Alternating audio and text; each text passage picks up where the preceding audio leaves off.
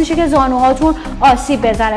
اگه میخواین حرکت اسکوات و حرکت در واقع برای بچه‌هایی که قوی‌تر هستن یا بچه‌هایی که تایم بالایی دارن تمرین میکنن حرکت رو بخواین اجرا کنین، اگه بخواین اسکوات رو به صورت کامل بشینین، کامل بشین اسکوات رو ببینید به این حالت باز هم کامل نشسته، ولی باز هم پنجه ببخشید زانو از پنجه جلوتر نزده. پشتتون هم نباید خم بشه، نباید به این شکل باشه، نباید قوز کنید، آسیب ببینه کمرتون. خیلی راحت شکم منقبض میکنید و این حرکت رو انجام میدید. کامل نشین تا نصفه.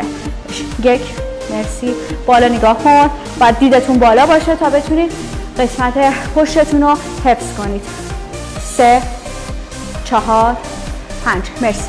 این حرکت رو شما میتونید 3 ست 12 تا 15 تا منزلتون انجام بدید.